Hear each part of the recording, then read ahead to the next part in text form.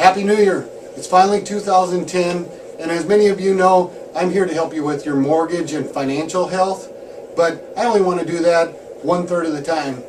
The other 2/3 of the time, I want to help you with the other pieces of your world that you deal with, your family, and I'm here today to introduce you to David Carter, Carter Counseling. We're going to talk to David about some of the economic stress factors that people are under right now. David, why don't you tell us some of the reasons that people have financial problems right now? Okay, well, first of all, what I find in 30 years working with individuals that have financial difficulties, that nobody comes in because they tell me that they want to work on making sure that they don't run into problems. A lot of times it's intervention. They come in, there's already a problem and a crisis, and a lot of times financially it comes out in other ways, emotionally and physically, and that's what really brings them in. So what we found is some of the reasons why individuals are having difficulty financially is, first of all, they've never really learned how to manage money properly. They've never seen role models or individuals that were able to demonstrate those abilities and skills that they could utilize to their benefit. Another reason is that a lot of individuals really have certain things outside of their own control that interfere with their ability to manage money appropriately. And so those are things that we want to look at as well. Thirdly, a lot of individuals don't have the incentive to really make sure that they're working on making sure that they're taking care of their family and themselves for the future. And then probably most importantly, they don't realize the great resources that are available to them out in the community that they could utilize if they would just come in and ask for the help. Awesome. David, I find I encourage my clients that feel this stress, or like David said, that are waiting till the last minute. If you see a problem coming, just like you'd go to a regular doctor, come to David, address the problem, like David said, intervention instead of after the fact. David, we've talked about some of the reasons people have financial stress, economic stress.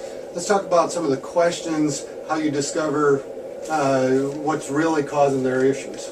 Okay, well, a lot of times individuals that come in, oftentimes individuals that I see that are dealing with financial issues, a lot of times are male individuals. Now that's not always the case, but the majority of the time that's the individual that feels most responsible.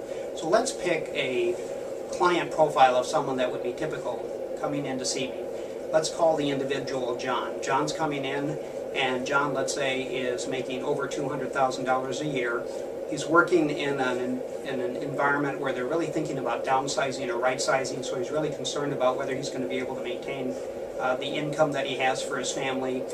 He's got a mortgage on his home. He's got a lot of things he's doing with his children, paying for those activities for them to really feel special. And the individual comes in and right away isn't going to start talking to me about the financial problems. They're going to start to talk about emotional symptoms or physical symptoms that they're experiencing. And then once I'm able to ask them specific questions, a lot of time the true meaning of the problem really comes out. So let me ask you some of those questions that you can explore yourself. First of all, I'm going to look at what are some of the symptoms that you're experiencing that are emotional or physical that tell you that you're really starting to feel powerless and helpless and hopeless in your own personal life. And a lot of times it really has to do with your own state of affairs with your finances or relationships, or both of them combined. So that's a key question that I'm going to be exploring, and I'd like you to explore. Another question that we would look at, and I want you to ponder, is when you look at your finances and when you were growing up, what was some of the training that you received, and who was it that introduced you to financial management, if anybody? And if not, then how did you learn on your own? Because a lot of individuals learn how to manage their own affairs by trial and error, and a lot of times that may work out, but more than likely it's not going to provide you with those skills that you need in order to be really self-sufficient. And then a key question that you want to ask yourself is, what value do I place on my finances? A lot of times we get into this mindset that we really are just moving forward, and we have a broad goal about where we want to be, but we really don't think about the objectives and the steps that are really important in order to achieve that goal. And so a lot of times that breaks down later on and causes a lot of financial problems for us. Absolutely. That's great stuff, David. Now, we've talked about the reasons people have financial stress, economic stress. You've given us the questions that people can ask themselves to determine where their true causes are. Let's give them some solutions so that maybe they can take the right steps to solve some of their economic stress. Okay. Well, there's 4 steps that we really want you to look at and consider. The first step is we want you to raise your awareness and use the resources that are available to you, like Terry and others, so that you're able to gain that awareness and insight so that you can look at the big picture and be able to look specifically at where you're at and where you'd like to be.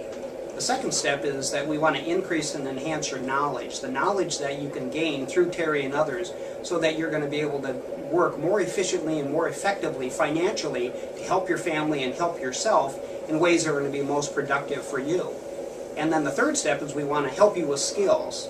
Increase the skills that you're going to develop and you're going to be able to possess and acquire through Terry and others, so that you can really take steps to be an active participant. We know that success favors the activist, and so we want you to take those steps now. And the fourth step, which is very important, is the ownership. Just like if you own a car versus rent a car, that if you own the car, you're going to take care of it, you're going to take pride in it. If you rent a car, then that's something that you really don't value. So we want you to own and value and have possession over your finances and be able to take them where you want to go.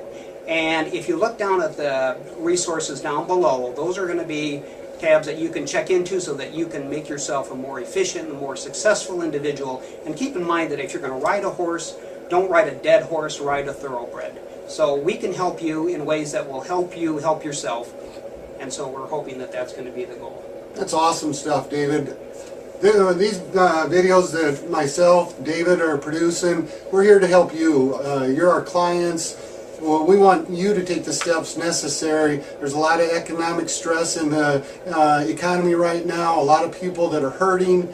There's a lot of tools out there between myself and David that can help you. So please, if you have problems, if you have needs, call one of us and ask for help before the help is required.